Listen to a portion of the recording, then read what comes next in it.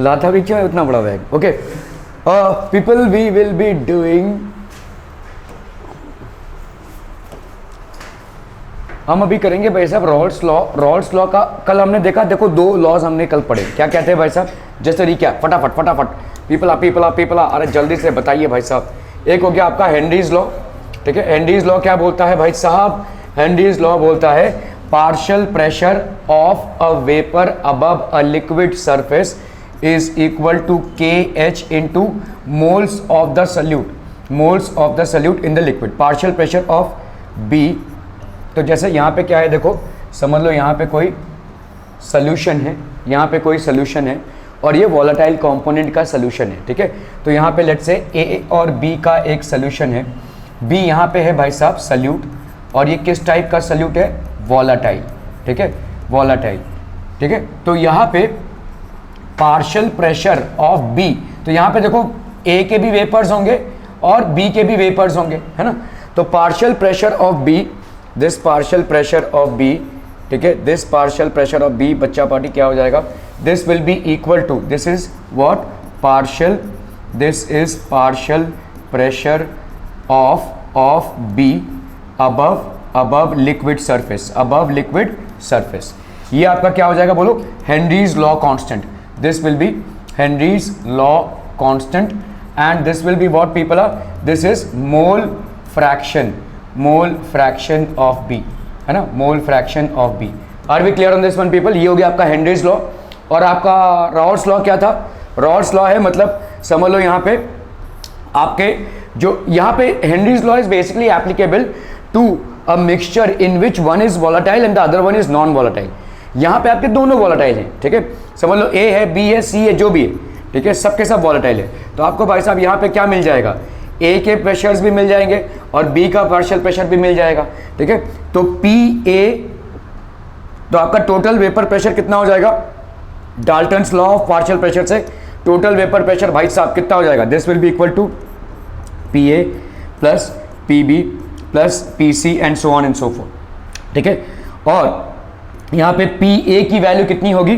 That will B partial pressure in pure component, मतलब आपने जब सिर्फ A को ही लिया रहेगा, जब सिर्फ आपने A को ही लिया रहेगा तो जो पार्शियल प्रेशर होता है, ठीक है, इनटू क्या होगा बोलो? Sigh of A।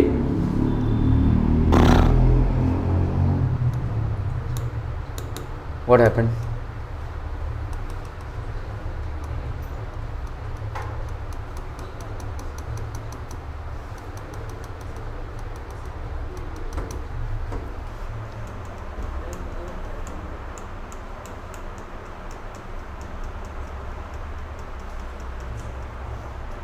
यहाँ पे थे ना, ठीक है, ओके। सो आपका यहाँ पे PA क्या हो जाएगा बोलो? PA not into x. इसी तरह से partial pressure of B above the solution will be equal to partial pressure of pure component B into mole fraction of B, ठीक है। ये हो जाएगा आपका रॉल्स लॉ।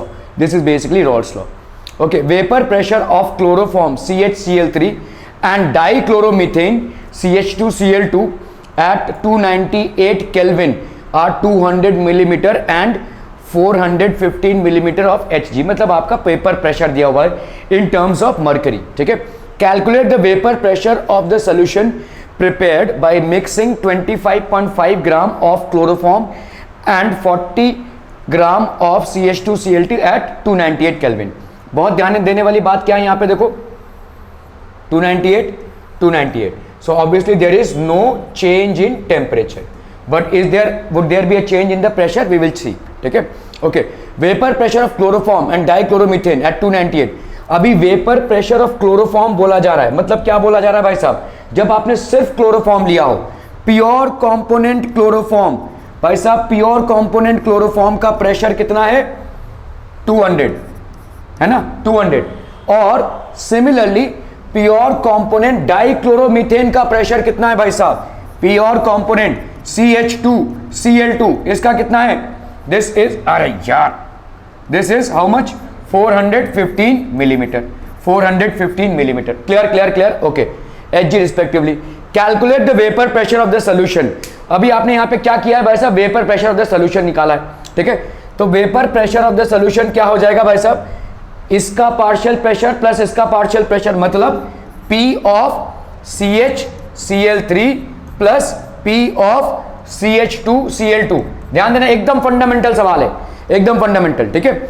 अभी हमको इन दोनों को कैलकुलेट करना है। ये प्योर कंपोनेंट, ये प्रेशर अबव द सॉल्यूशन, ये प्योर कंपोनेंट, ये प्रेशर अबव द सॉल्यूशन। इसको कैसे निकालेंगे बोलो? PCHCl3 ये कितना हो जाएगा बच्चा पार्टी, जल्दी बोलना है। P pure component CHCl3 into mole fraction of CHCl3, है ना भाई साहब, मोल फ्रैक्शन ऑफ CHCl3। क्लियर है? इसका वैल्यू कितना है भाई साहब? 200। दिस इज बेसिकली 200, ठीक है। What else? इसका वैल्यू कितना हो जाएगा? मोल फ्रैक्शन ऑफ CHCl3। अभी CHCl3 का मोल फ्रैक्शन मतलब weight of CHCl3 upon molecular mass of CHCl3। यहां पे weight of CHCl3 upon molecular mass of CHCl3 plus weight of CH2Cl2, weight of CH2Cl2 upon molecular mass of CH2Cl2। बच्चा party समझ में आ रहा है ये? ठीक है, यही हो जाएगा ना मोल फ्रैक्शन। चलिए इसको करते हैं भाई साहब, 200 इंटू यहां पे क्या है, वेट ऑफ CHCl3 कितना है भाई साहब? 25.5। चलिए 25.5 upon molecular mass of CHCl3 कितना हो जाएगा? CHCl3 है ना, कार्बन हो गया 12 और ये हो गया भाई साहब 13 और 3 इंटू 35.5, 13 प्लस 3 इंटू 35.5 कितना हो गया भाई साहब? 13 प्लस 5 3 15, 5 3 15 116, 3 3 9 110 कितना हो गया भाई साहब? ये 6 7 8 9 119.5 फटाफट जरा वैल्यू निकालिए इसके फटाफट। यहाँ पे 25.5 अपॉन 119.5 प्लस यहाँ पे वेट ऑफ CH2Cl2 कितना है भाई साहब? 40। मॉलिक्यूलर मास ऑफ CH2Cl2 कितना हो जाएगा?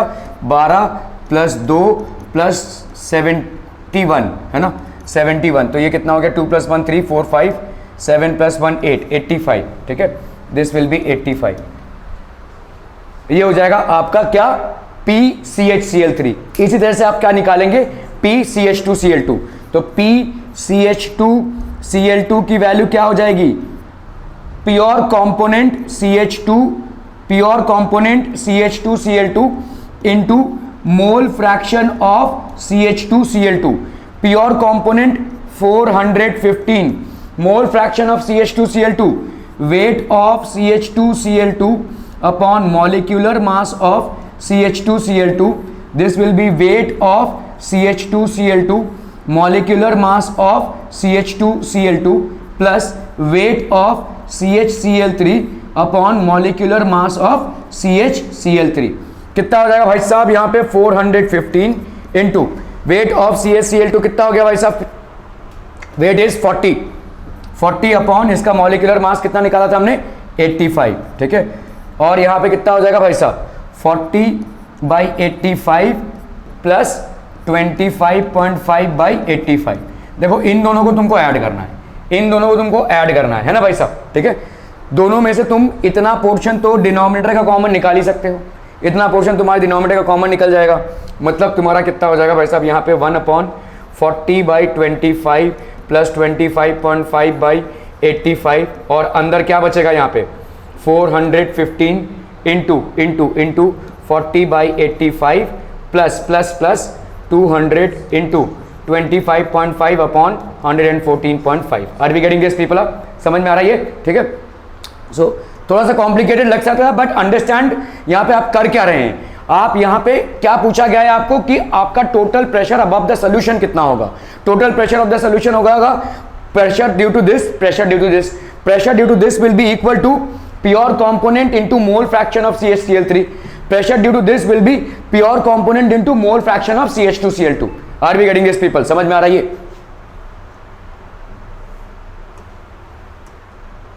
मोलर मास ऑफ CHCl3 ये कितना हो गया? 119.5। मोलर मास ऑफ CH2Cl2 ये कितना हो गया? 85। Number of moles of CHCl3 ये कितना हो जाएगा? Weight upon molar mass, that is 25.5 upon 119.5, that is 0.213। Number of moles of CH2Cl2 ये कितना हो जाएगा? Weight upon molar mass, so that will B how much? 40/85, that is how much? 0.47 यही किया ना हमने, देखो मोलर मास ऑफ CHCl3 कितना हो गया, ठीक है।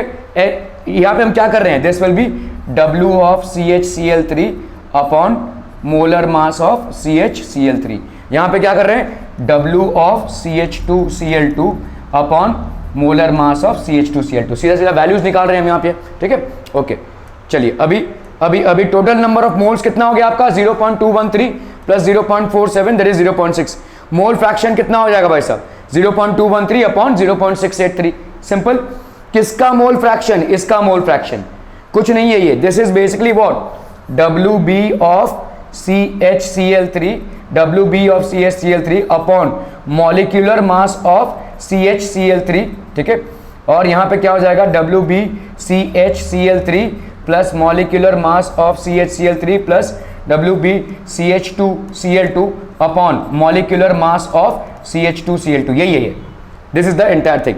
ओके तो ये कितना हो गया भाई साहब, दिस इज 0.312। अगर हम देखते हैं मोल फ्रैक्शन ऑफ CH2Cl2 ये हो गया, ठीक है, that is 0.688। Okay now using equation क्या, pressure total will be equal to P1 not into, ये वाला इक्वेशन भी आप इस्तेमाल कर सकते हैं, ठीक है, ये वाला इक्वेशन।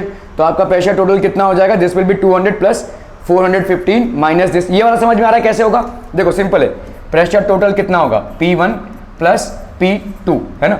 P1 कितना हो जाएगा बोलो, P01 into Sai 1 mole fraction of 1 plus P02 into psi of 2। अभी हमको मालूम है भाई साहब साई 1 प्लस साई 2 कितना होता है 1। तो हम अगर भाई साहब यहां पे ले रहे हैं तो आपका यहां पे साई 2 को चलिए इस साई 1 को हम क्या लिख सकते हैं, P01, इस साई 1 की जगह पे हम क्या लिख सकते हैं, 1 माइनस साई 2 लिख सकते हैं, ठीक है, प्लस P02, ठीक है, साई 2 कितना आ जाएगा बोलो, P01 minus P01 Sai 2 plus P02 Sai 2। Clear.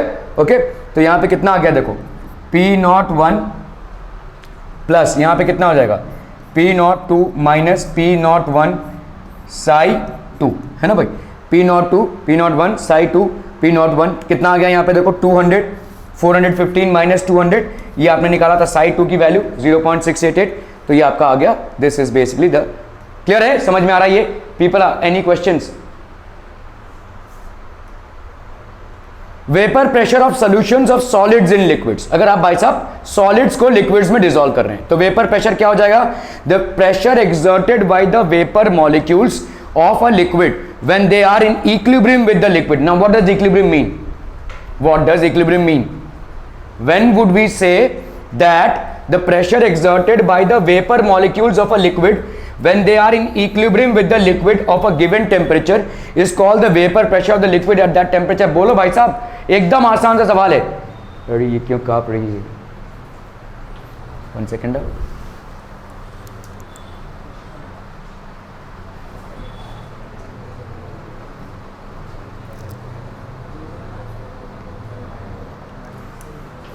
हाँ भाई साहब बोलो बोलो बोलो जल्दी बोलो, इक्विलिब्रियम क्या होता है, vapour pressure exerted by the vapour molecules of a liquid when they are in equilibrium with the liquid of a given temperature.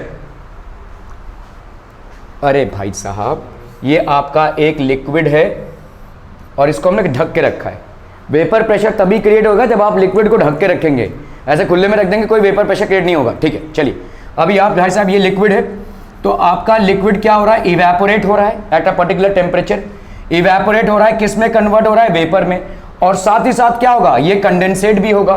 When the rate of evaporation, when the rate of evaporation भाई साहब is equal to rate of condensation, then we say that it is in equilibrium and the vapour pressure is known as equilibrium, ठीक है। वरना तो देखो क्या होगा, vapour pressure बढ़ता रहेगा ना, बढ़ता रहेगा बढ़ता रहेगा बढ़ता रहेगा, एक ऐसे पीक पॉइंट पे आ जाएगा कि जितना वेपर तैयार हो रहा है उतना ही वो लिक्विड में भी कन्वर्ट हो रहा है, ठीक है। So the rate of evaporation when it becomes equal to the rate of condensation, then we would say the pressure exerted by the vapour molecules of a liquid when they are in equilibrium with the liquid of a given temperature is called the vapour pressure of the liquid at that temperature. ये हो जाएगा इसका vapour pressure, ठीक है। इसके पहले जो भी आप रीडिंग निकालेंगे वो वेरिएबल होगा, वो कांस्टेंट नहीं होगा, क्योंकि वेपर्स अभी बन रहे हैं, ठीक है, वेपर्स अभी बन रहे हैं, इसका प्रेशर तैयार हो रहा है। Okay, vapour pressure of the liquid is measured by barometric method. कैसे कैसे? मैनोमीटर। वेरी गुड, ठीक है। तो समझ लो आपका यहाँ पे एक भाई साहब टंकी है और इस टंकी में हमने रखा है भाई साहब पानी, ठीक है, पानी रखा हुआ है, इसको कवर कर दिया हुआ है, ठीक है। अभी हम क्या करेंगे भाई साहब, यहाँ पे होगा वेपर फॉर्म, ठीक है। आप देखेंगे भाई साहब अभी टंकी का जो लेवल है ना ही ऊपर जा रहा है ना नीचे जा रहा है, तो इसका मतलब क्या हो गया है, rate of evaporation is equal to rate of condensation, which means that this is the ideal vapour pressure, ठीक है। क्या करेंगे हम यहाँ पे भाई साहब, एक कनेक्शन कर देंगे, इसको कनेक्शन कर देंगे किसके साथ, मैनोमीटर के साथ। मैनोमीटर क्या हो जाएगा भाई साहब, पहले तो मरकरी लेवल भाई साहब सेम रहेगा, जैसे जैसे वेपर बनता जाएगा यहाँ पे प्रेशर क्रिएट होगी, ये वाला जो है तो नीचे जाएगा और ये वाला लेवल जो है तो ऊपर जाएगा, so there will be a pressure gap that will be created, ठीक है। इस तरह से हम प्रेशर को मेजर कर सकते हैं, वेपर प्रेशर को मेजर कर सकते हैं, ठीक है। क्लियर है, क्लियर है, are we clear on these things people? Okay, vapour pressure, the vapour pressure of the solution is always less than that of the pure solvent. बोलिए क्यों? Vapour pressure of a solution is always less than that of the pure solvent. है क्यों? जल्दी जल्दी, अरे एकदम हलवा सवाल है यार, कम ऑन। ओके भाई साहब, ये हो गया आपका एक लेट से प्योर सॉल्वेंट, प्योर सॉल्वेंट, ठीक है। इसके ऊपर क्या तैयार होगा ये समझ लो, हम सॉल्वेंट ए ले रहे हैं तो इसके ऊपर क्या तैयार होगा भाई साहब, पी नॉट ए, है ना भाई साहब, पी ए नॉट या पी नॉट ए जो भी आपको लिखना है, ठीक है। पी ए नॉट लिखते हैं हम यहाँ पे, पी ए नॉट, ठीक है। ये पी ए नॉट क्या हो जाएगा भाई साहब, vapour pressure of pure solvent. मामला समझ में आ रहा है भाई साहब, मामला समझ में आ रहा है कि नहीं, ठीक है। अभी इसमें आपने एक सल्यूट डाल दिया भाई साहब, सल्यूट डाल दिया। सल्यूट डालेंगे तो क्या होगा, सल्यूट डालेंगे तो क्या होगा, अरे बच्चा पार्टी जल्दी बोलना है, आज ही बोलना है। तो आपके सल्यूट के ये मॉलिक्यूल्स हैं, देखो ये आपके क्या हो गए, सल्यूट के मॉलिक्यूल, शुगर, सॉल्ट जो भी आपने डाला होगा, ठीक है। पहले क्या था भाई साहब, evaporation is what, a surface phenomena, understand. यहां पे सिर्फ और सिर्फ किसके मॉलिक्यूल्स थे भाई साहब, लिक्विड के मॉलिक्यूल्स। ये लिक्विड के मॉलिक्यूल्स हो रहे थे क्या, इवेपोरेट, और अगर ये लिक्विड के मॉलिक्यूल्स इवेपोरेट हो रहे थे तो क्या हो रहा था, वेपर प्रेशर क्रिएट हो रहा था। अभी क्या हो जाएगा भाई साहब, अभी हो जाएगा, यहां पे आ जाएंगे आपके क्या, सॉलिड के मॉलिक्यूल्स, ये स्पेशेस में काम करेंगे, ठीक है। तो now the amount of molecules from the liquid or the solvent which are exposed to the open surface are lesser, मतलब less evaporation, मतलब less vapor pressure। क्लियर है? तो आपका भाई साहब जब हम यहाँ पे सॉल्वेंट लेते हैं, प्योर सॉल्वेंट, तो वेपर प्रेशर बनता है, और अगर हम लेते हैं भाई साहब सल्यूट प्लस सॉल्वेंट तो एक वेपर प्रेशर बनता है। ये वाला जो वेपर प्रेशर होगा इससे लेस होगा, क्योंकि यहां पे less of the solvent molecules are exposed to the open surface. Since lesser amount of solvent molecules are exposed to the open surface, what will happen, lesser amount of evaporation will happen, and if lesser amount of evaporation will happen, obviously lesser amount of vapor pressure will develop। Are we clear on this one people? ठीक है। तो अगर मैं बोल रहा हूं कि भाई साहब ये आपका पी ए नॉट, ये आपका क्या हो जाएगा, vapour pressure of pure solvent, this will always be less than P A, गलत लिख दिया हमने, this will always be less than, this will always be greater then, this will always be greater then P A, ठीक है। This will always be greater then P A. अगर समझ लो भाई साहब यहाँ पे ए और बी दोनों रिजॉल्व है तो यहाँ पे क्या बनेगा, P A plus P B, यही बनेगा ना, P A plus P B. क्या ये मामला समझ में आ रहा है? P A not, that is vapour pressure of the pure solvent, will always be greater than the pressure of the pure, sorry pure तो नहीं हो सकता, सॉल्यूशन हो गया वो, है ना, सॉल्वेंट और सॉलिड दोनों डिजॉल्व। क्या ये मामला समझ में आ रहा है कि रिपीट टेलीकास्ट चाहिए? ओके। देखो भाई साहब यहाँ पे क्या है हम क्या बोल रहे हैं, the vapour pressure of the solution, solution बना किससे, सॉल्वेंट और सॉल्यूट से, is always less than that of pure solvent. आप देखो यहाँ पे प्योर सॉल्वेंट है, ये प्योर सॉल्वेंट है, लेमन आपका सॉल्वेंट है ए। अभी इवेपोरेशन होता है किसका, सरफेस मॉलिक्यूल्स का इवेपोरेशन, एकदम ठसे हुए हैं ये सरफेस मॉलिक्यूल्स, इनका इवेपोरेशन होगा, इनका इवेपोरेशन होगा तो क्या डेवलप होगा, इनका वेपर प्रेशर डेवलप होगा। तो इसको हम क्या लिखेंगे, P A not, which is what, vapour pressure of भाई साहब क्या, pure solvent, vapour pressure of pure solvent. Clear clear clear, okay. अभी हमने इसमें सल्यूट डाल दिया, सल्यूट डाल दिया हमने, ठीक है। तो सल्यूट क्या करेगा, what is a solute basically? Solute और सॉल्वेंट में कोई केमिकल रिएक्शन नहीं होता भाई साहब, और जहां पे आपका केमिकल रिएक्शन हो जाए वहां पे आप सॉल्यूशंस के लॉज नहीं लगा सकते। आप हेनरीज लॉ नहीं लगा पाएंगे, रॉड्स लॉ नहीं लगा पाएंगे, elevation of boiling point, depression in freezing point, which are the future topics that you are going to discuss and understand in this chapter. All these laws will not be applicable. The moment a reaction happens, for example, if you happen to dissolve sodium in water, it will form sodium hydroxide, which is a chemical reaction. You cannot consider that. However, if you dissolve sodium chloride in water, you can consider that to be a solution. ठीक है, आपने देखा कि sodium इधर आ जाएगा, chlorine इधर आ जाएगा, दोनों सेपरेट क्यों हो जाएंगे? क्योंकि वाटर एक पोलर मॉलिक्यूल है और ऑक्सीजन के मत्थे है नेगेटिव चार्ज, तो ऑक्सीजन भाई साहब पूरा का पूरा सोडियम को घेर लेगा। क्लोरीन के मत्थे है नेगेटिव चार्ज, सारे जितने भी हाइड्रोजन के पॉजिटिव चार्ज है due to polarity in the water molecule they will surround the chlorine molecule, so there is basically a separation. उसी सोडियम क्लोराइड के आयंस को आप अगर विदाउट वाटर सेपरेट करना चाहते हैं, you will have to supply a very high amount of energy which is basically more than the melting point. Why? Because there is an electrostatic force of attraction which exists and this is called the lattice energy.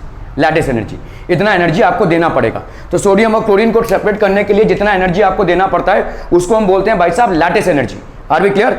और ये lattice energy जब आप देंगे तो क्या हो जाएगा? Process endothermic. उसी सोडियम क्लोराइड को जब आप वाटर में डिसॉल्व कर रहे हैं तो अपने आप आराम से सेपरेट हो रहा है। Why? Because water is a dielectric solution.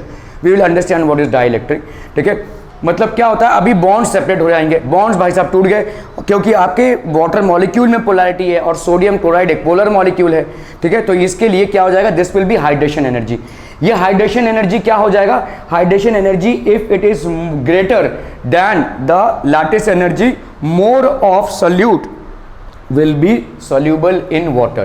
If the lattice energy is more than the hydration energy, lesser amount of solute will be soluble in water. We have studied and understood this yesterday. Okay, now let's consider this.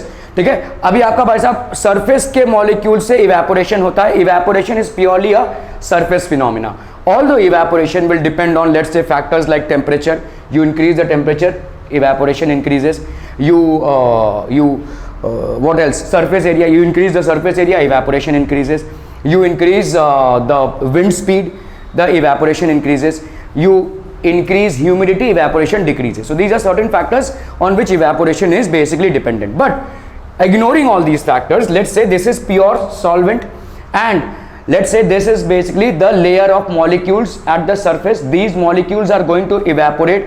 Once they evaporate, there will be a pressure which will be created. When are we going to register this as the pressure of the solvent? When you see that there is no drop in the level of the liquid.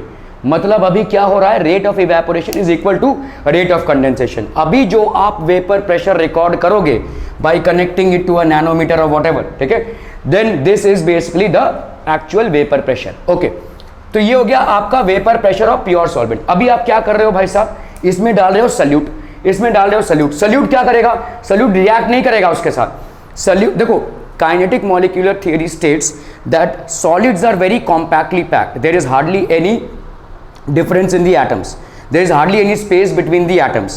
Liquids are a less rigidly packed as compared to solids, तो उसमें थोड़ा space बढ़ जाता है भाई साहब। ठीक है, इन स्पेसेस में आपके सॉलिड मॉलिक्यूल्स एडजस्ट होते हैं। तो समझ लो किसी सॉल्यूट को मैंने इसमें डिसॉल्व किया, तो अभी लेट्स से ये सॉल्यूट यहाँ पे ऑक्यूपाई कर रहा है। ठीक है, सरफेस में अभी सॉल्यूट भी आएगा, ऑफकोर्स पूरे लिक्विड में ही सॉल्यूट रहेगा लेकिन सरफेस में भी आएगा। तो पहले की तुलना में now you have laser amount of solvent molecules eight the surface. अभी भाई साहब सॉलिड मॉलिक्यूल्स भी आ गए ना सॉल्वेंट के साथ एट द सरफेस।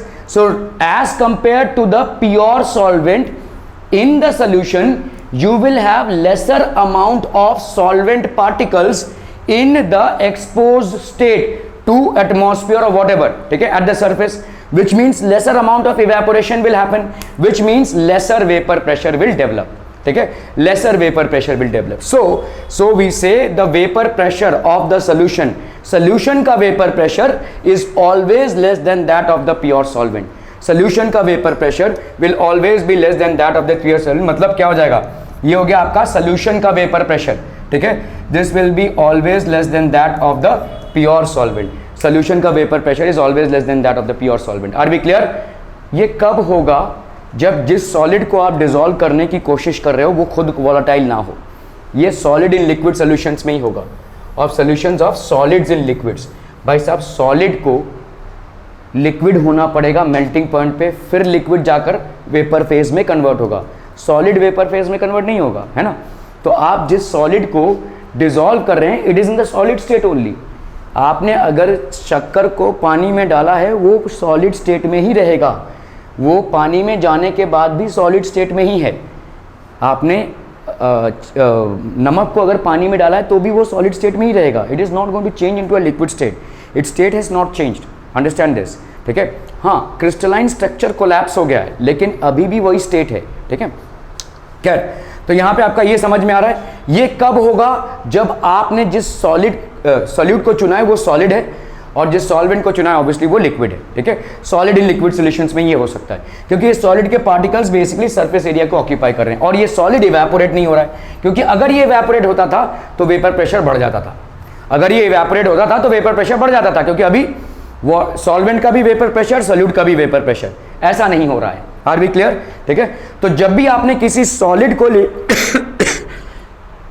लिक्विड में डिसॉल्व किया है तभी जाकर ऐसा केस बनेगा कि आपका जो सॉल्वेंट है that will be lesser than the vapour pressure of the pure solvent. Solution का vapour pressure will be lesser than the vapour pressure of the pure solvent. Are we clear through this one people? समझ में आ रहा है? Okay okay okay.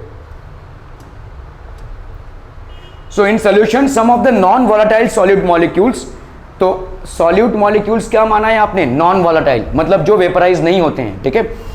In solution, some of the non-volatile solute molecule occupy the surface of the solution, जैसे मैंने आपको बताया, ठीक है। Therefore, the fraction of the surface covered by the solvent molecules gets reduced. So, since solvent molecules at the surface are getting reduced, lesser amount of evaporation will happen. If lesser amount of evaporation happens, obviously lesser amount of vapor pressure will develop, ठीक है। इसीलिए आपका vapour pressure, the vapour pressure of the solution is always less than that of the pure liquid. समझ लो ये pure solvent है, इसको आपने ढक के रखा है तभी वेपर प्रेशर डेवलप होगा, ठीक है। तो आपका ये प्योर सॉल्वेंट है, ये सारे वेपराइज हो रहे हैं, कहां से? इस सरफेस से वेपराइज हो रहे हैं, है ना। दे आर बेसिकली, अभी आपने क्या लिया है? Solute plus solvent is equal to solution. अभी यहाँ पे क्या हो रहा है? यहाँ पे देखो कुछ ये आपके लिक्विड के मॉलिक्यूल्स हैं जो वेपराइज हो रहे हैं, लेकिन अदर मॉलिक्यूल्स हैं which are not vaporising, which are the solute molecules. So lesser amount of evaporation is happening, lesser amount of transformation of solvent molecules to gaseous state is happening, because now the amount of solvent molecules which are at the surface are far less, which are at the surface are far less, ठीक है। तो lesser vapor pressure will develop here. Are we clear on this one? तो ये जो pure solvent के ऊपर जो आपका वेपर प्रेशर बन रहा है PA0, this will B more then इसके ऊपर जो बन रहा है। क्लियर? एकदम सिंपल, क्लियर है, क्लियर है, क्लियर है, बहुत बढ़िया ना भाई साहब। The decrease in vapour pressure of solvent depends upon the quantity of the non volatile solute present in the solution. भाई साहब एकदम वाजिब सी बात है, लाजमी बात है कि अगर आप ज्यादा सॉल्यूट को डिसॉल्व करेंगे तो क्या होगा? सरफेस मॉलिक्यूल्स में भी ज्यादा सॉल्यूट प्रेजेंट होगा और उतना ही कम सॉल्वेंट मॉलिक्यूल्स का इवेपोरेशन होगा। The solute here is basically solid and we assume that all solids are non-volatile. All solids are non-volatile. Is there any volatile solute? भाई जिसका सब्लिमेशन होता है वो volatile ही तो हुआ, ठीक है। क्या क्या होते हैं volatile solute में? क्या क्या होते हैं भाई साहब? नैप्थलीन, ठीक है, नैप्थलीन, अमोनियम क्लोराइड और एंड आयोडीन, ठीक है, iodine. what else? camphor, what else people are? what else? anthracene, what? Dry ice which is solid carbon dioxide, ठीक है, dry ice which is solid carbon dioxide, all these are sublime solutes. फिलहाल हम इनकी बातें नहीं कर रहे हैं, ठीक है। We are not talking about them, we are talking about the normal solutes, ठीक है। If we happen to dissolve them in water, normal solutes like sugar, normal solutes like salt, urea, इनको अगर हम वाटर में dissolve करेंगे, ठीक है, तो आपका क्या हो जाएगा? वेपर प्रेशर घट जाएगा, ठीक है। और जितना ज्यादा आप सॉल्यूट डिसॉल्व करेंगे उतना ज्यादा वेपर प्रेशर घट जाएगा, ठीक है। तो vapour pressure, example 1 mole of urea is dissolved in 1 kg of water. Exerting vapor pressure is same as that of 1 mole of sucrose is dissolved in 1 kg of water at the same temperature. क्या ये मामला समझ में आ रहा है? देखो 1 mole of urea, ठीक है, NH2CO NH2 ठीक है, is dissolve in 1 kg of water. 1 kg of water पे आपने इसको डिजॉल्व किया, इसका कोई वेपर प्रेशर बना, is the same as 1 mole of sucrose which is dissolve in 1 kg of water at the same temperature. ठीक है, तो यहाँ पे आपके Raoult's law is general for any solution the partial. आपने इसको समझा क्या? What was it basically? 1 मोल. देखो यूरिया एक सल्यूट है, बेसिकली सॉलिड है, ठीक है, इट इज अ सॉलिड, और ये नॉन वोलाटाइल है. देखो बार बार इन टर्म्स को यूज किया जाएगा. जब भी इन टर्म्स को यूज किया जा रहा है आपको समझना चाहिए कि नॉन वोलाटाइल मतलब ये जब आप इसको सोल्यूशन बना रहे हैं तो it will not pass into the vapour state. ठीक है, ये हो गया urea which is basically solid and is non volatile. इसको आपने 1 मोल को कितने में डिजोल्व किया है? 1 kg of water, 1 kg of water में. इसका जो वेपर प्रेशर बनेगा, ठीक है, इसका वेपर प्रेशर जो बन रहा है ऊपर, ठीक है, लेट्स से PB, और आपने सक्रोस एक, again this is basically a solid and this is also non volatile. इसके 1 मोल को आपने डिजोल्व किया 1 kg ऑफ वाटर में. क्या बना भाई साहब? आपका PB. ये दोनों प्रेशर सेम होंगे, तो दोनों में क्या कॉमन है? 1 मोल इन 1 kg. ठीक है, सो 1 मोल इन 1 kg. ठीक है, तो ये आपके सक्रोज पे या इस पे डिपेंड नहीं कर रहा है, ये डिपेंड कर रहा है क्वांटिटी पे, कितना क्वांटिटी आप डाल रहे हैं, क्योंकि दोनों का quantity same, in the same amount of water they are creating the same vapour pressure. ठीक है, Raoult's law is in general for any solution the partial vapor pressure of each volatile component in the solution is directly proportional to the mole fraction. volatile component मतलब कौन? जिसका भाई साहब evaporation possible हो. ठीक है, तो Raoult's law in general बोल रहे हैं हम, जैसे आपका Pi is directly proportional to psi of I and Pi is equal to Pi into psi of I. ठीक है, जैसे आपका ये क्या है? प्रेशर है, pressure of a gas which is there in the solution. This will be equal to Pa pure component into moles of A. ये तो हम देख चुके हैं भाई साहब Raoult's law में. ठीक है, अगर आपके 2 कंपोनेंट्स हैं और दोनों वोलेटाइल कंपोनेंट्स हैं, ठीक है, Raoult's law is for any solution. ये भाई साहब हर एक सोल्यूशन पे एप्लीकेबल है, चाहे वोलेटाइल कंपोनेंट्स का सोल्यूशन हो चाहे नॉन वोलेटाइल. देखो कैसा हो सकता है कि A वोलेटाइल और B भी वोलेटाइल, तो Raoult's law यहाँ पे भी एप्लीकेबल होगा. हो सकता है A वोलाटाइल हो और B हो आपका नॉन वोलाटाइल, तो भी Raoult's law इसमें एप्लीकेबल होगा. ठीक है, ओके. सो आपका in general for any solution the partial vapour pressure of each volatile component in the solution is directly proportional to the mole fraction.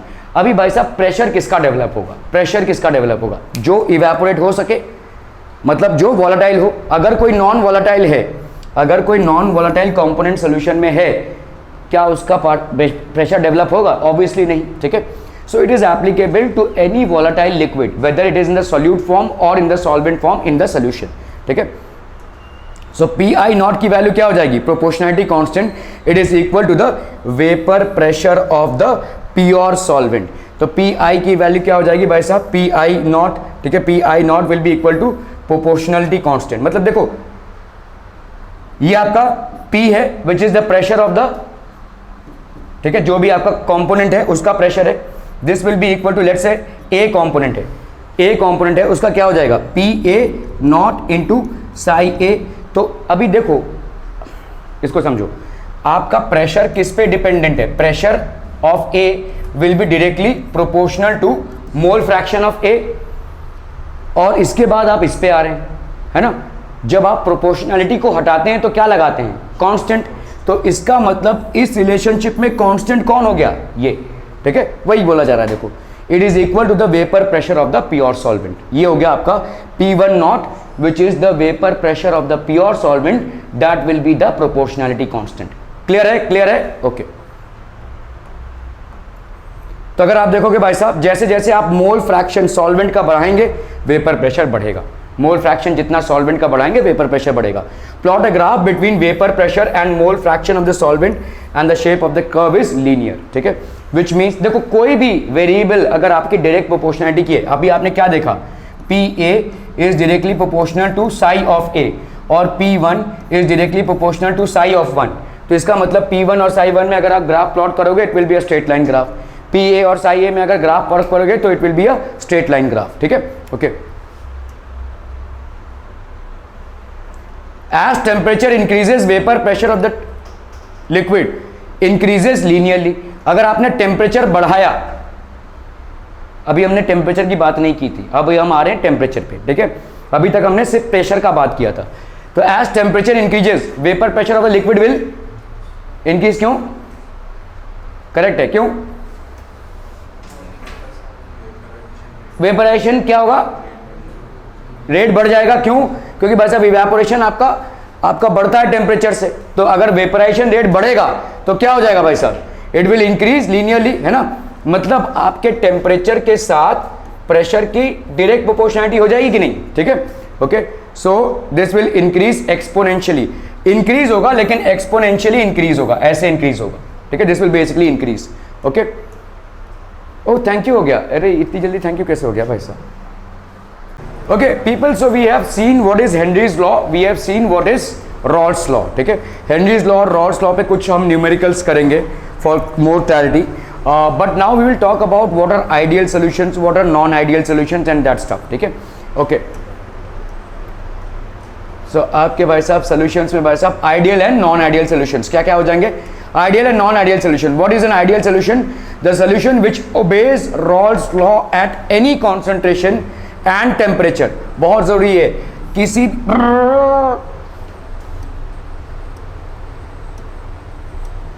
So solutions which obey Raoult's law at any concentration, किसी भी concentration में molarity normality के हिसाब से और किसी भी temperature पे अगर वो Raoult's law को ओबे कर रहा है it will B N ideal solution. What is Raoult's law? बच्चा बाड़ी जल्दी से बोलना है। Raoult's law मतलब P is equal to P A naught psi A, है ना, टोटल प्रेशर तो होगा ही लेकिन ये हो जाएगा pressure of A will be equal to P A naught into psi A, clear है। जैसे अगर आप प्रेशर ऑफ बी, दो वोलेटाइल कंपोनेंट्स है एक सोल्यूशन में, तो pressure of B above the solution will be equal to P B naught into psi of B, ठीक है। और टोटल प्रेशर कितना हो जाएगा भाई साहब अबव द सोल्यूशन, ठीक है, टोटल प्रेशर कितना हो जाएगा भाई साहब P A plus P B, ठीक है, क्लियर है, क्लियर है, क्लियर है, are we clear on this one. और इसी को हम कैसे लिखते हैं, देखो P is equal to P A plus P B, that will be equal to P A naught psi A plus P B naught psi B. We know that psi A plus psi B is equal to 1, so this will be P A naught 1 minus psi B plus plus plus P B naught psi B, that is equal to P A naught plus P A naught psi B plus P B naught psi B, that will be equal to भाई साहब P A not, यहाँ पे minus आएगा right, that will be equal to P B naught minus P A naught psi B, psi B, clear clear clear. ऐसा उल्टा भी जा सकते हैं, आपने यहाँ पे अगर साई ए को रखा और साई बी को 1 माइनस साई ए ले लिया, that can also be possible, ठीक है, okay okay okay okay okay okay. So the solutions which obey Raoult's law at any concentration and temperature are basically known as ideal solution। तो irrespective of whether you increase or decrease the concentration and irrespective of whether you increase or decrease the temperature, the solution is going to follow Raoult's law। This is basically known as ideal solution, ठीक है। Two liquids A and B form an ideal solution if A intermolecular attractive forces are similar to that of B। अभी भाई साहब ये क्या होता है, ठीक है, आइडियल सोल्यूशन क्या बन रहा है भाई साहब, आइडियल सोल्यूशन मतलब okay, if a intermolecular act similar to that. जैसे समझो एक लिक्विड है, ठीक है, लिक्विड है ए, ठीक है, और दूसरा लिक्विड है भाई साहब बी, ठीक है, क्लियर है क्लियर है क्लियर है, ध्यान से समझना, लिक्विड ए है और लिक्विड बी है। लिक्विड ए में जो मॉलिक्यूलर फोर्सेस ऑफ अट्रैक्शन क्या होगा, ए। चलो अभी हम इसमें आते हैं, ये लिक्विड बी में क्या होगा, मॉलिक्यूलर फोर्सेस ऑफ अट्रैक्शन क्या होगा, बी। समझ लो ये सिर्फ लिक्विड प्योर कंपोनेंट है, इसमें molecular forces of attraction B B के बीच में होगा, यहाँ पे molecular forces of attraction A A के बीच में होगा। अभी आप भाई साहब बनाते हो इसका क्या सोल्यूशन, ठीक है, सोल्यूशन बना रहे हैं, ठीक है, सोल्यूशन बना रहे हैं। तो अभी क्या होगा, देखो ए ए के साथ molecular force of attraction B B के साथ, तो ए बी के साथ भी तो होगा ना, अभी आपने सोल्यूशन बना दिया है, ठीक है। अभी यहाँ पे क्या बोला जा रहा है कि अगर आइडियल सोल्यूशन है तो ये जो फोर्स ऑफ अट्रैक्शन है नियरली इनके बराबर ही होगा। मतलब क्या होगा भाई साहब कि आप देखोगे यहाँ पे ए ए के बीच में जो attraction, this will be nearly equal to B B के बीच में जो attraction, and this will be nearly equal to A B के बीच में अट्रैक्शन। मतलब क्या होगा, जितना वेपराइजेशन प्योर कंपोनेंट ए का हो रहा है उतना ही वेपराइजेशन प्योर कंपोनेंट बी का हो रहा है, और उतना ही वेपराइजेशन का भी होगा वैसे, ठीक है। वेपराइजेशन में कोई फर्क नहीं पड़ेगा अगर टेम्परेचर उसको आप कंट्रोल करेंगे। तो two liquids A and B form an ideal solution if A intermolecular attractive forces similar to that of B B, similar to that of B B, ठीक है। So in the formation of such a solution delta H बहुत बहुत जरूरी है भाई साहब, ठीक है।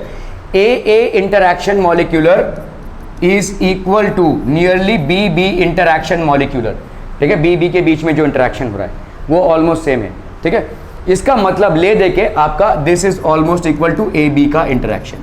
मतलब भाई अगर आप इकलौते ए को रखेंगे तो जितना वेपर प्रेशर डेवलप होगा, ठीक है, इकलौते बी को रखेंगे जितना वेपर प्रेशर डेवलप होगा। वेपर प्रेशर कैसे होता है, उनका मॉलिक्यूलर फोर्सेस ऑफ अट्रैक्शन के ऊपर होता है, जितना ज़्यादा उतना ज़्यादा वेपर प्रेशर कम होगा। खैर, तो अभी आपका इन the formation of such a solution, तो इसमें क्या होगा भाई साहब, डेल्टा एच की वैल्यू जीरो हो जाएगी। क्यों, बताइए क्यों। देखो यहाँ पे जब आप किसी ए और ये बी है, ठीक है, ए और बी को आपका ये बना है ए इंटरैक्शन से और ये बना है भाई साहब बी बी इंटरैक्शन से। मामला समझ में आ रहा है, ओके। अगर मैं बोल रहा हूँ A B interaction is nearly equal to A interaction and B B interaction, तो चाहे ए रहने दो चाहे बी बी रहने दो, अगर ए बी बना तो एनर्जी में कुछ चेंज आएगा क्या, मामला समझो। A interaction is equal to B B interaction and this is equal to A B interaction, तो इस फॉर्मेट में रहे या इस फॉर्मेट में रहे या इस फॉर्मेट में रहे, कोई चेंज होगा क्या, नहीं, ठीक है। अगर भाई साहब देवजीत आपका जा रहा है NHPS में, उसका लेट्स से सैटरडे का ड्रेस कोड अलग है, फ्राइडे का ड्रेस कोड अलग है, इंसान तो वही है ना, जस्ट ड्रेस कोड अलग है, इंसान तो वही है, राइट। सेम यहाँ पे भी हो रहा है, ए का इंटरैक्शन बी बी का इंटरैक्शन और ए बी का इंटरैक्शन सेम। मतलब would there be any change in energy, any change in energy, no. अभी हम आते हैं एक सिचुएशन, शायद ये चीज़ आपको नहीं समझ में आ रही हो, ऐसे समझते हैं इसको, ठीक है। अगर मैं बोलूँ कि भाई साहब ए का इंटरैक्शन एक है, बी बी का इंटरैक्शन ए है, और ए बी का इंटरैक्शन भाई साहब इससे भी ज़्यादा, इससे भी ज़्यादा, क्या होगा बोलो। मतलब क्या होगा, ज़्यादा ए बी बनेगा, ठीक है, ए बी बनेगा रादर देन ए या बी बी से। तो अभी क्या हो जाएगा, एनर्जी में क्या हो जाएगा भाई साहब, ड्रॉप हो जाएगा। क्या ये मामला समझ में आ रहा है, because lesser the energy more the stability. मुझे बताओ, अभी समझो ए है, ठीक है, बी बी है एंड ए बी है। मैं आपसे ये बोल रहा हूं कि भाई साहब ए बी का इंटरैक्शन इससे भी ज़्यादा, इससे भी ज़्यादा, तो सबसे ज़्यादा स्टेबिलिटी किस में होगी, ए बी में होगी। मतलब सबसे कम एनर्जी किसकी होगी, ए बी की होगी। मतलब इन दोनों की जो एनर्जी होगी उससे ए बी की एनर्जी क्या हो जाएगी, कम हो जाएगी। मतलब ये जो डेल्टा एच वाली मिक्सिंग है वो आपकी नेगेटिव में चली जाएगी, मतलब इसकी एनर्जी इन दोनों से कम। डेल्टा एच मिक्सिंग मतलब क्या है, energy of the products minus the energy of the reactants. If the energy of the products is lesser than the energy of the reactants, it means that the product is more stable. It means that AB interaction is more stronger than AA और BB interaction. तभी तो वो बन रहा है भाई साहब, ठीक है। इसका मतलब क्या हो जाएगा, ये आपका नेगेटिव आ जाएगा। यहाँ पे अगर ये जीरो आ रहा है, यहाँ पे भाई साहब अगर ये जीरो आ रहा है तो इसका मतलब क्या हो गया, AA इंटरैक्शन, BB इंटरैक्शन और AB इंटरैक्शन सब सेम। तो AA फॉर्मेट में एग्जिस्ट करे या BB फॉर्मेट में एग्जिस्ट करे या AB फॉर्मेट में एग्जिस्ट करे, इट्स ऑल द सेम, और तब ये बनाएगा ideal solution.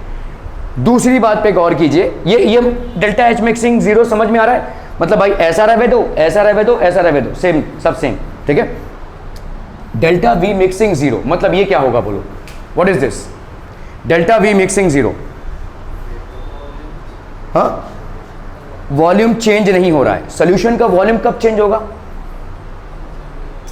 Okay, delta V mixing आपका 0 है, मतलब आपका जो लेवल ऑफ सोल्यूशन था पहले अभी भी वही है, सोल्यूट के डालने के बाद भी लेवल ऑफ सोल्यूशन वही है, ठीक है।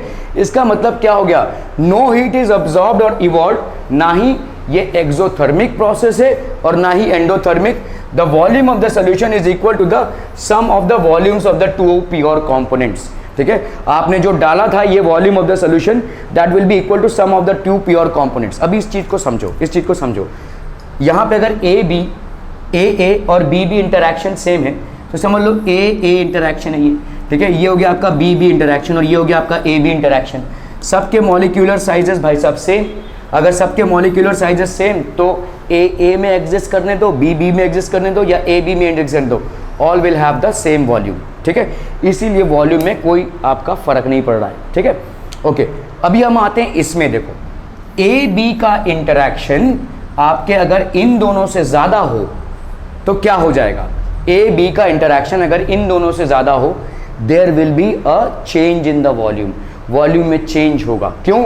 क्योंकि अभी भाई साहब ए और बी ज़्यादा तगड़े फोर्स से इंटरैक्ट कर रहे हैं, मतलब ये ज़्यादा क्लोज आएंगे। मतलब समझो इस चीज़ को, समझो। जैसे ये ए है और ये ए है, इनके बीच में एक बॉन्ड है, ठीक है। इनके बीच में एक बॉन्ड है, लेट्स से ये हो गया आपका 2 एंगस्ट्रॉम यूनिट का बॉन्ड, 2 एंगस्ट्रॉम यूनिट, ठीक है। बी और बी है भाई साहब, इनके बीच में बॉन्ड है और लेट्स से ये 3 एंगस्ट्रॉम का बॉन्ड है।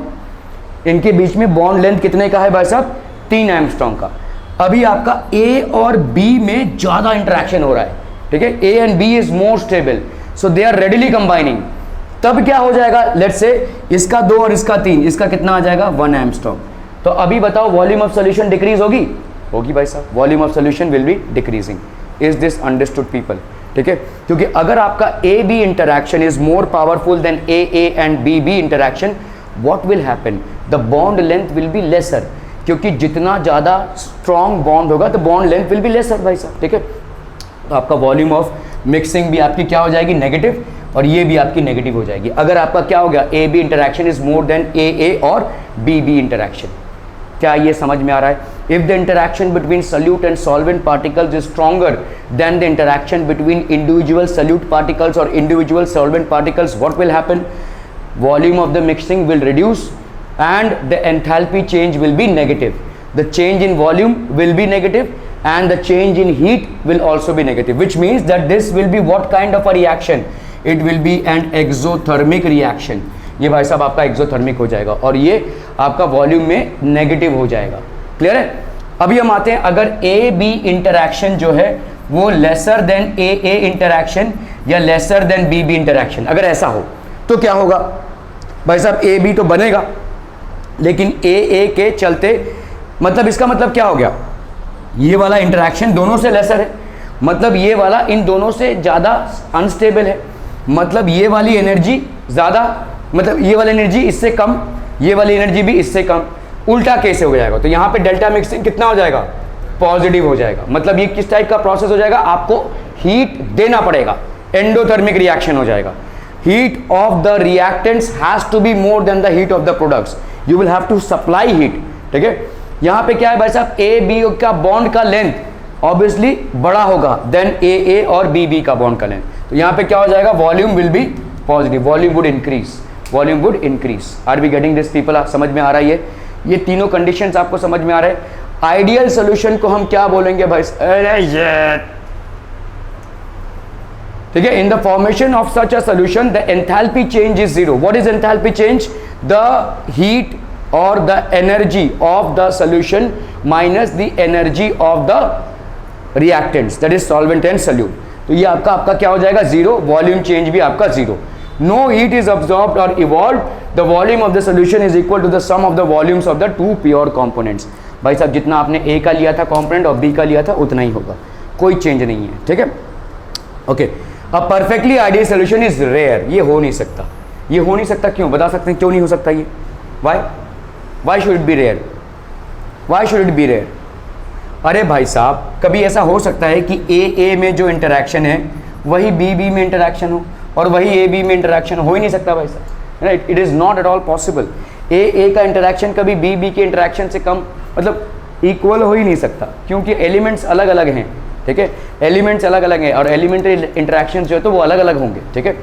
So perfectly ideal solution is rare but some solutions are nearly ideal in behaviour, ठीक है? तो हम इनको नियरली आइडियल इन बिहेवियर ले सकते हैं। एग्जाम्पल जैसे आपका n hexane plus n heptane, ये क्या होता है? एन हेक्सेन होता है आपका क्या? सी सी सी सी सी, ठीक है? 1 2 3 4 5 6, और भाई साहब यहाँ पे CH3 CH2 CH2 CH2 CH2 और ये हो गया CH3 एन हेप्टेन, ठीक है? सी सी सी सी सी सी सी और ये हो गया आपका CH3 CH2 CH2 CH2 CH2 CH2 CH3, क्योंकि N है मतलब स्ट्रेट चेन कंपाउंड है, N मतलब स्ट्रेट चेन कंपाउंड हो गया। N hexane plus n heptane, ये वाला आपका एक ideal solution, nearly ideal solution. Bromoethane and chloroethane, ठीक है?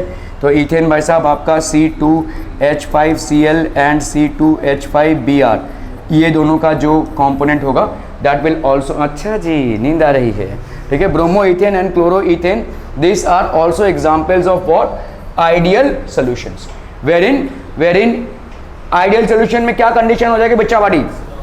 डेल्टा नहीं एकदम केमिस्ट्री के टर्म्स में बात करनी है। Delta V mixing, no change in volume, no change in volume after mixing the solute and the solvent.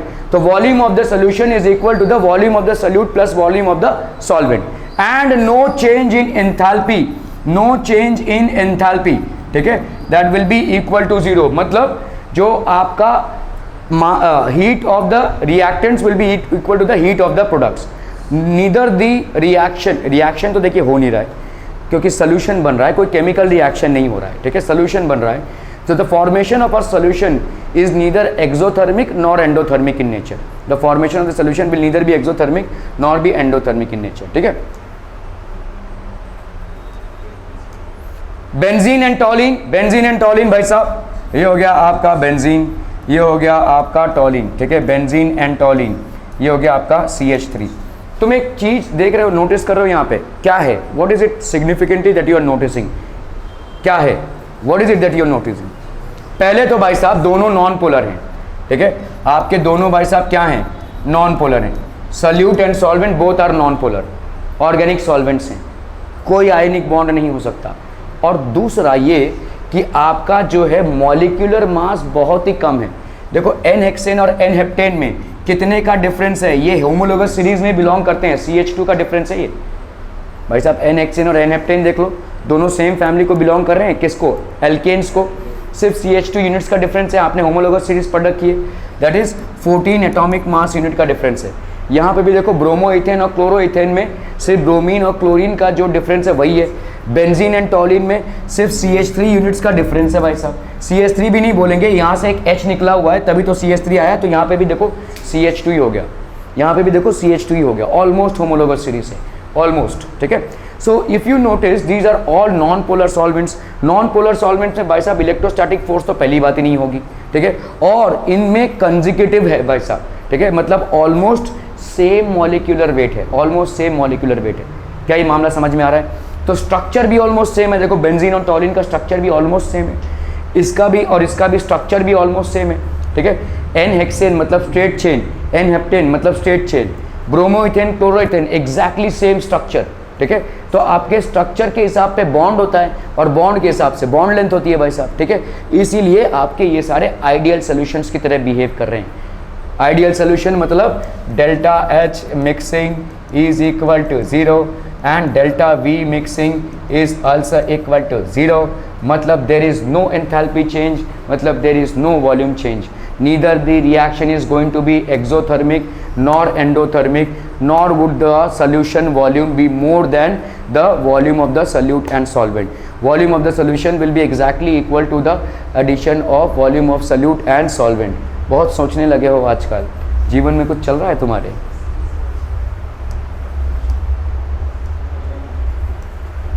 Okay, when a solution does not obey Raoult's law at any concentration or temperature, this is called a non-ideal solution. इसको हम भाई साहब क्या बोलेंगे? Non-ideal solution, a solution which does not obey Raoult's law over entire range of concentration and over a wide range of temperatures is basically called a non ideal solution. एकदम ideal solution के उल्टा, मतलब यहां पे क्या हो जाएगा भाई साहब, नॉन आइडियल सोल्यूशन का डेल्टा एच या तो पॉजिटिव होगा या तो नेगेटिव होगा, ठीक है, ईदर इट विल इंक्रीज और इट विल डिक्रीज, है ना भाई साहब, ठीक है। और क्या हो जाएगा बोलो, डेल्टा वी भी, delta V mixing, this will also इधर इंक्रीज और डिक्रीज, दिस विल इधर इंक्रीज और डिक्रीज। क्लियर है, क्लियर है, क्लियर है, बहुत बढ़िया भाई साहब, बहुत बढ़िया, सही जा रहे हैं आप लोग। Non ideal solutions are those in which the solute solvent interactions are different than the solute solute and solvent solvent interaction. मतलब क्या हो जाएगा, आइडियल सॉल्यूशन मतलब A interaction is equal to B interaction is equal to is almost equal to AB interaction. Solute interaction is equal to solvent interaction is equal to solute interaction. Non-ideal solution में क्या होगा, A interaction B interaction से ये non equal है क्या, AB interaction, ठीक है। तो या तो AB interaction इन दोनों interaction से ज़्यादा होगा या तो AB interaction इन दोनों interaction से कम होगा, ठीक है, ओके।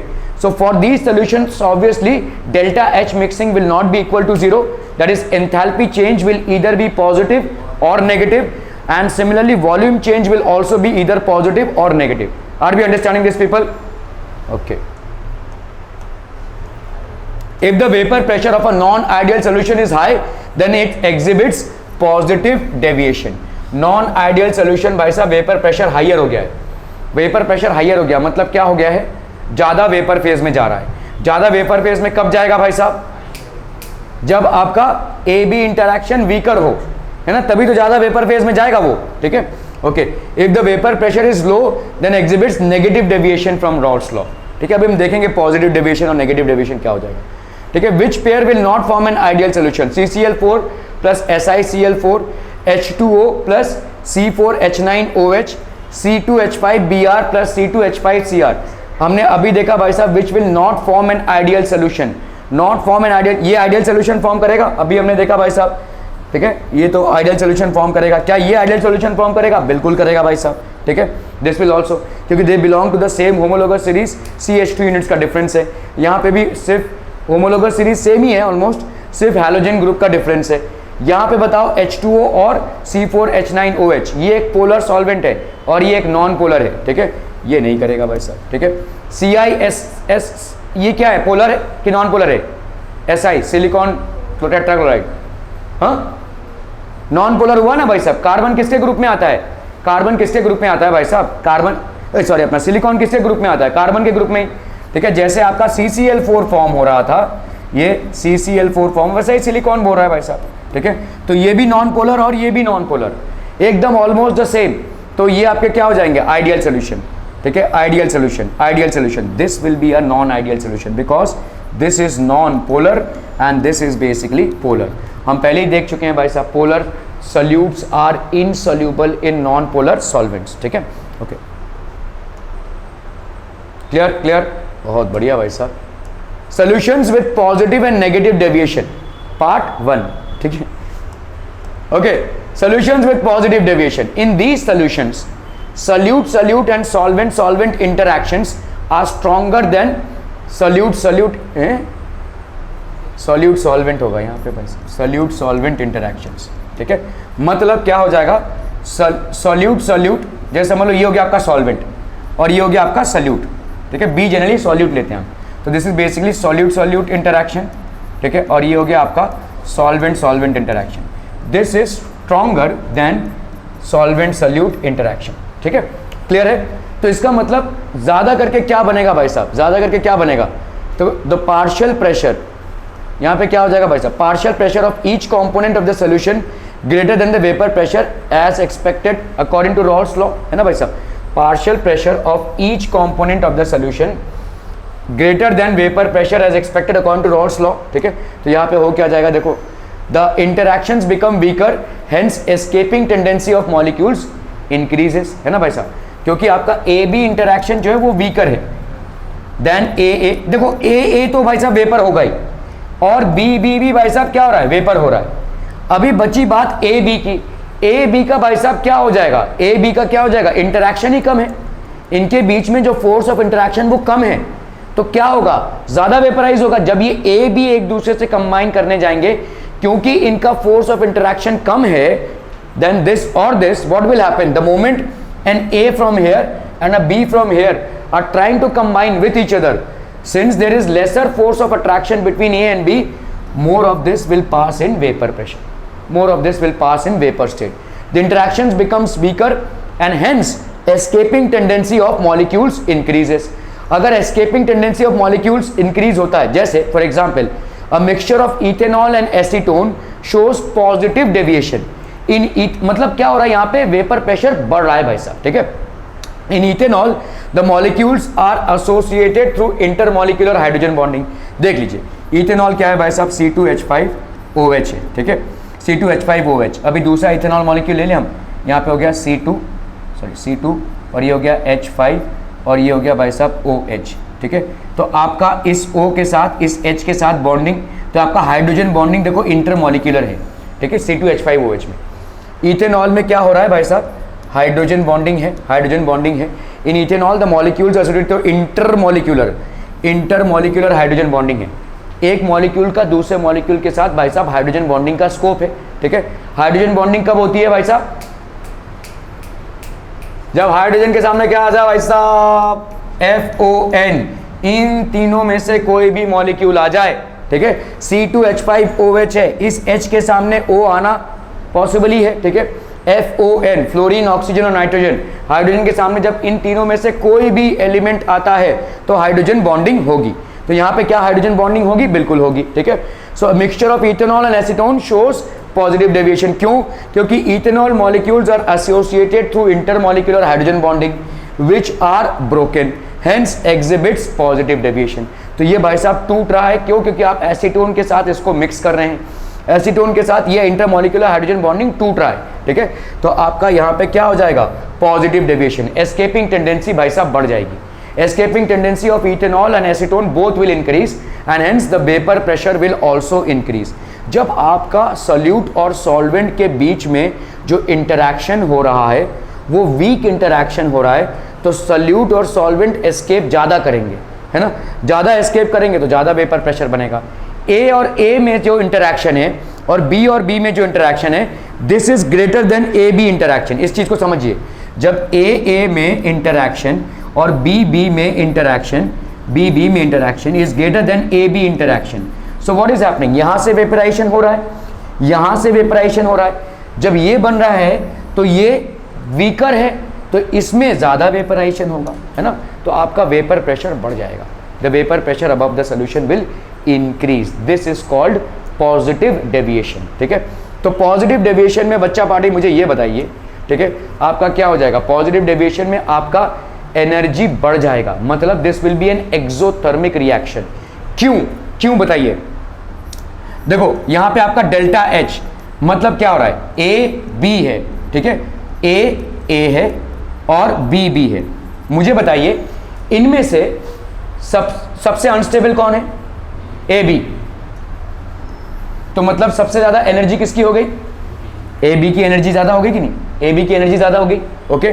तो ए बी की एनर्जी इससे भी ज्यादा और इससे भी ज्यादा, तो मतलब ये रिएक्शन क्या हो गया, ये रिएक्शन क्या हो गया, मतलब आपका जो energy of products will be more then energy of reactants, है ना भाई साहब। तो मतलब इसको अगर आप इससे माइनस करेंगे तो आपको पॉजिटिव मिल जाएगा, इसीलिए देखो delta H mixing is greater than zero, delta H mixing is greater than zero. Simple तरीके से समझ में आ रहा है, ठीक है।